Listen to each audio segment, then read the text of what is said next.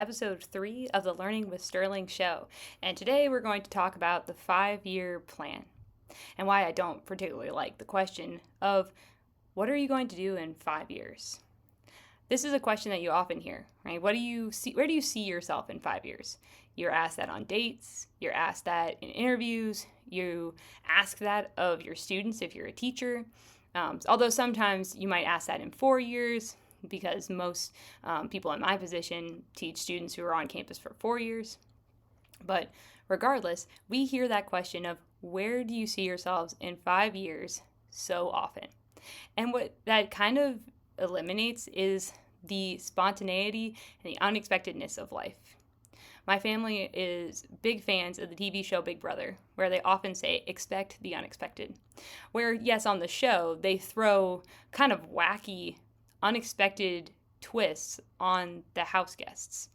However, for all of us, we have wacky, unexpected twists in our lives that make it so that our plans, even if we achieve them, do not usually go the way that we expect.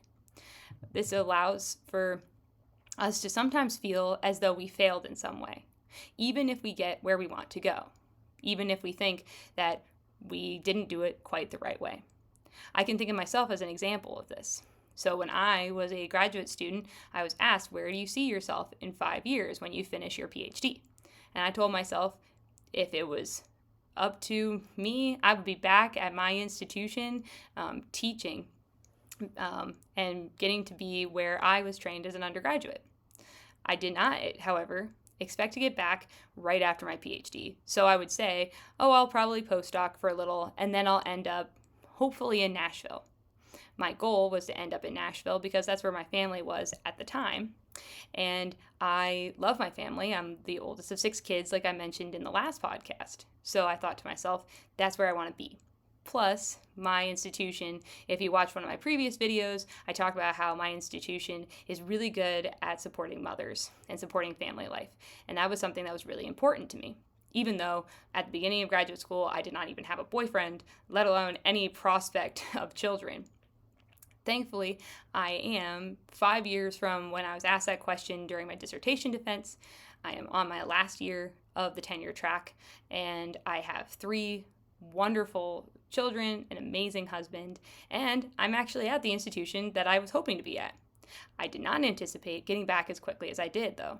I did not anticipate ending up here without a postdoc.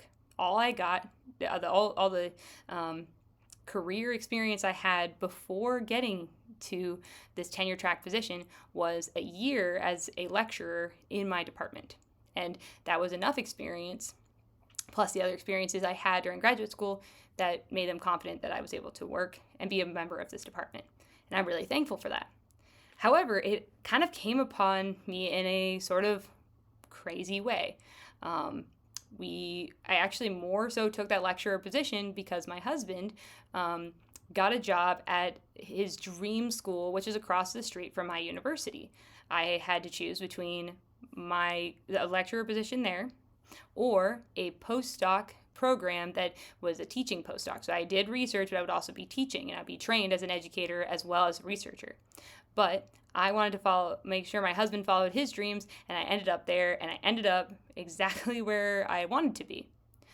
But I did oftentimes wonder, would I have been a better researcher? Would I have been a better teacher? Would I have been a better this if I had just gone another way?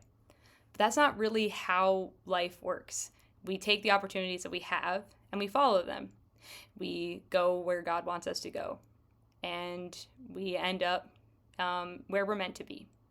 But sometimes if you look at your 5-year plan and you assess yourself based off of your 5-year plan, you might feel as though you failed because you didn't do every single thing that was on that list, right? So I didn't publish as many science papers as I had anticipated. I hadn't, lived far away from my family. I hadn't done plenty of things. Well, now I'm going to get to do all of that.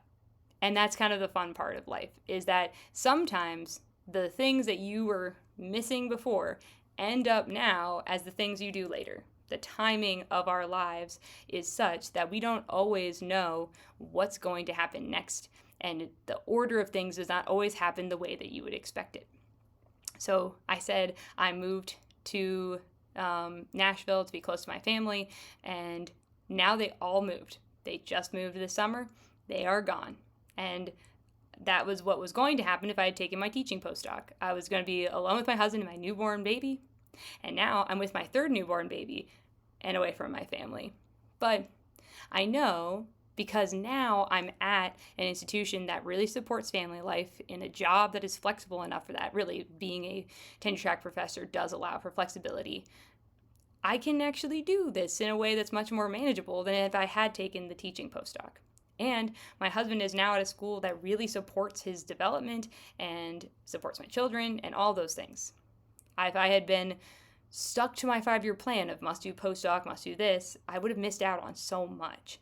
And who knows, my parents could have still moved. My family members all could have moved, my siblings all could have moved, and I wouldn't have had the same opportunity and community that I have today.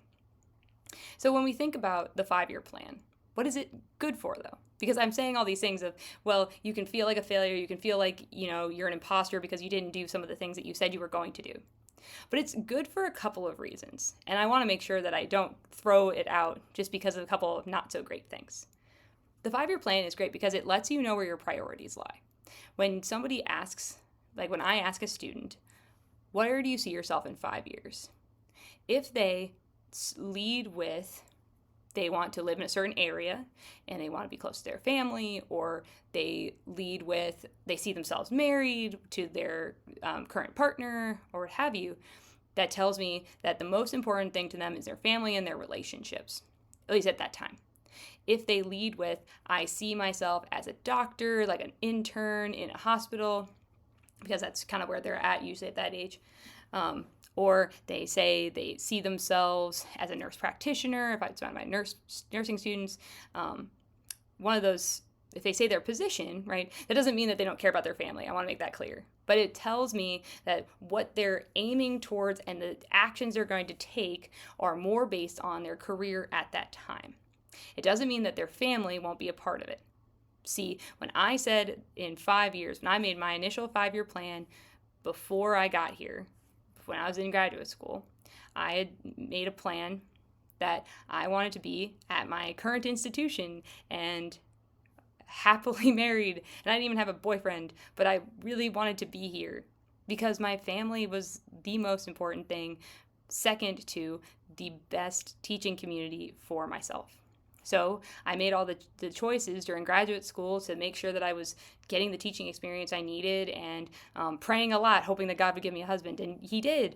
And I got where I was needed to go because I had the experiences that I needed, right? I spent lots of time in the teaching center at the University of Notre Dame where I went to graduate school. So I've spent tons of time learning how to be a better teacher, even though I wasn't even an instructor or rector at times. And that helped me when I became a professor at my current institution. So that all just kind of goes to show that it's good to have a 5-year plan. It's good to have an idea of what sort of things you want to have, so that way you can take actions that can support those things as you move forward. It doesn't mean that you have to go with everything that's there. And if you measure yourself based off of just the things that you put on your 5-year plan, you will likely feel as though you failed, because life does not go the way that you expect. Life is going to be an adventure. It's going to be fun. It doesn't mean that anything is wrong with you if your plan doesn't go perfectly. It just means that it's a little bit different than you had thought of as a kid. Flexibility is key, and it's all going to work out fine. But as Julie Chen Menbet says, expect the unexpected.